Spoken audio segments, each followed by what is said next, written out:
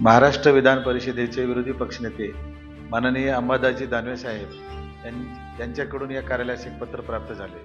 त्या पत्रात नमूद केलेले होते की धुळे शहरातील मोहाडी उपनगरामध्ये डॉक्टर भानुदास पाटील हे अवैधरित्या रुग्णाच्या जीवाशी खेळणारी औषधी विक्री करत आहेत, तसेच वैद्यकीय गर्भपातासाठी लागणारी औषधी सुद्धा वितरित करत आहेत अशी माहिती प्राप्त झाली। त्या अनुषंगाने जिल्हा स्तरावरून जिल्हा रुग्णालयातील कार्यरत डॉक्टरांचे एक वैद्यकीय पथक तयार करण्यात आले। या पथकाने 30 जून रोजी सदर बाबीची खात्री करण्यासाठी स्टिंग ऑपरेशन केले आणि त्या स्टिंग ऑपरेशननुसार सदर पथकाने काल दिनांक 1 जुलै रोजी संध्याकाळी उशिरा सदर रुग्णालयावर छापा टाकून तेथील काही औषधी अवैधरित्या वापरण्यात येत असलेली औषधी जप्त केली।